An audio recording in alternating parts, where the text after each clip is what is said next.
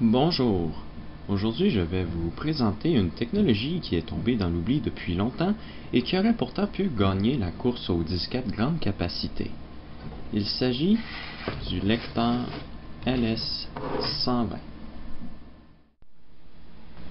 Au début des années 90, iOmega travaillait sur plusieurs formats de disquettes grande capacité, et le LS120 était parmi les possibilités. Mais il aboutissa finalement chez une division de 3M, Imation. Le tout fut peaufiné et mis sur le marché en 1997. Mais bon, le LS120 c'est quoi? Le LS120 tient son nom de laser cerveau, car son mouvement n'était pas fait par un moteur pas à pas comme les lecteurs de disquettes conventionnels, mais il utilisait le même système de bobine que les disques durs, et pour assurer un déplacement parfait, un laser était utilisé pour assurer ce travail. Pour ce qui est du 120, il signifie le nombre de MO pouvant être contenus dans une disquette. Grâce à un rapetissement des têtes, non seulement il contenait 120 MO répartis en 1736 pistes par face, comparativement aux 80 d'une disquette standard, mais il avait 20 MO de plus que les disques Zip 100 et avait une vitesse similaire. Le tout était compatible avec les disquettes 720 KO et 1,44 MO. Mais alors, pourquoi n'a-t-il jamais vraiment percé le marché, me direz-vous? Voici la réponse. Même s'il était supérieur technologiquement au lecteur Zip 100, les disques Zip étaient sortis avant et iOmega avait très bien fait la publicité de celui-ci, comparativement au LS120. Aussi, le prix des graveurs CD-ROM commençait à baisser, ce qui n'aida pas à la postérité ni de la disquette Zip et ni aux disquettes LS120. Pour ce qui est du prix, le lecteur coûtait plus de 150$ à ses débuts et une disquette en coûtait 20$ au début aussi.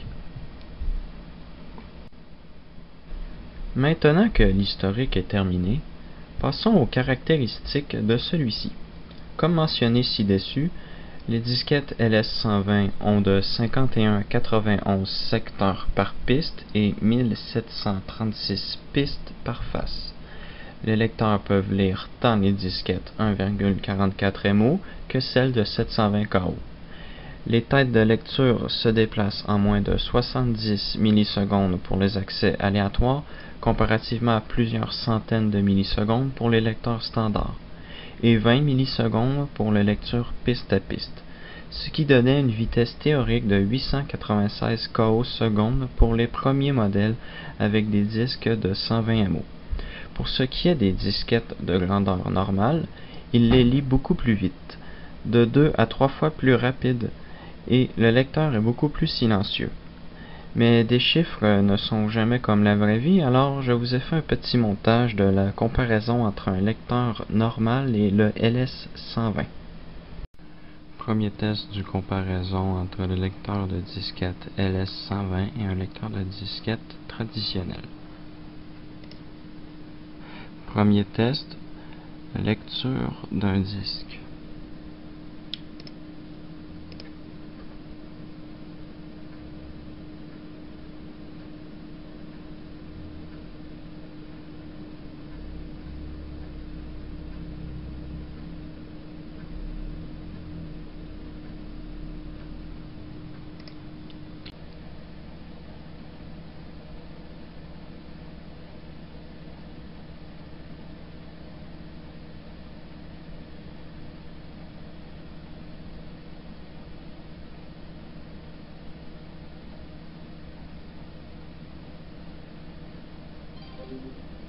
Deuxième test, formatage d'un disque.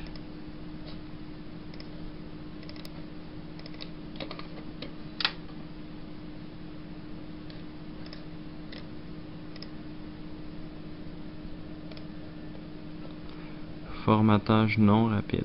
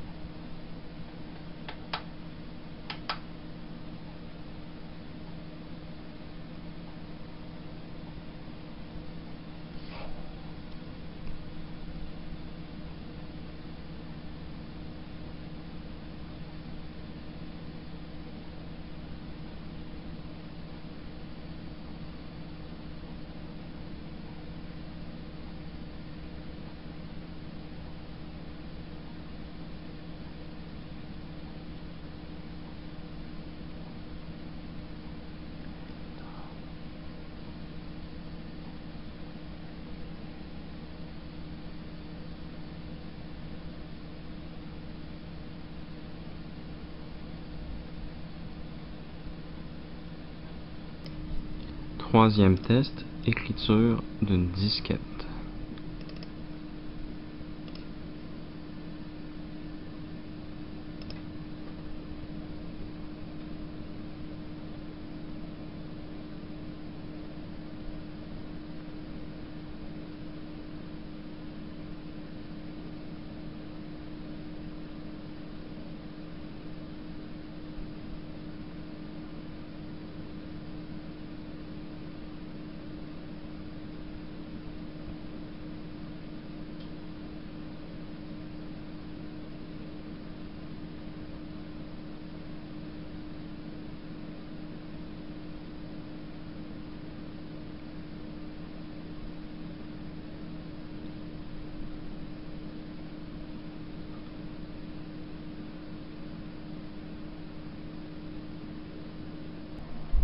Donc maintenant que je vous ai donné l'envie d'en acheter un, je dois vous montrer comment l'installer. Donc l'installation ne se fait pas exactement comme un lecteur standard, puisque celui-ci est en ATA. À l'arrière, on peut voir les mêmes connecteurs qu'un disque dur, à l'exception du connecteur pour disquette ici. On a les cavaliers habituels, Master, Slave, Cable Select.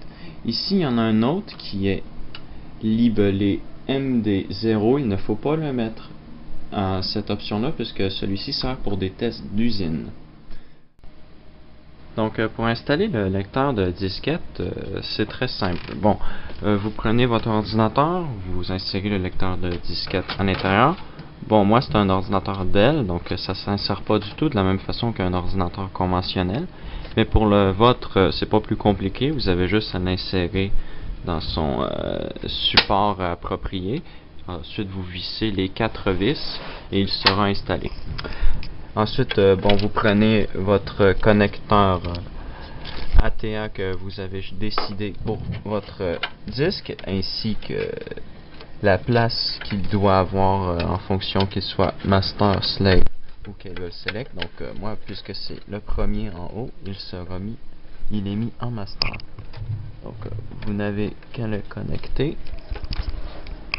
C'est pas extrêmement facile vu la place, le peu de place qu'il y a ici. Donc c'est inséré.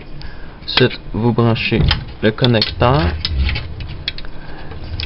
d'alimentation. Voilà. Donc votre lecteur disquette LS120 est installé. Donc une fois que vous avez tout branché, deux chemins se présenteront à vous. soit votre BIOS ne supporte pas de base et il faudra le mettre à jour, soit il le supporte et vous pourrez lui faire détecter automatiquement, ce qui est le cas d'à peu près tous les BIOS supérieurs à 1999. Pour ce qui est de la compatibilité, Windows 95B NT 4.0 jusqu'à Windows XP, le lecteur est supporté sans installation supplémentaire. Prenez note que OS2 Wrap 3 et 4 le supportent avec un programme d'installation. Une fois que vous avez installé le lecteur de disquette, démarré l'ordinateur, vous arrivez sous votre système d'exploitation. Moi, c'est NT 4.0. Et il n'y a pas grand-chose qui change. Une fois que vous ouvrez votre poste de travail, vous vous retrouvez avec un lecteur de disquette 3 pouces et demi mis en A. Donc, il n'y a aucun changement là-dessus. Et pour vérifier que tout fonctionne bien, vous n'avez qu'à prendre une disquette. Vous la mettez à l'intérieur.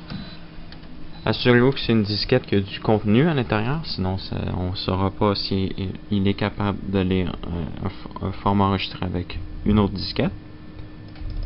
Donc voilà, donc je suis capable de lire mes fichiers. Donc l'installation a été un succès. Voilà, c'était une petite présentation sur le lecteur LS120, un des lecteurs oubliés parmi toutes les autres technologies qui n'ont pas marché dans l'industrie de l'informatique. Merci d'avoir regardé cette vidéo et à la prochaine.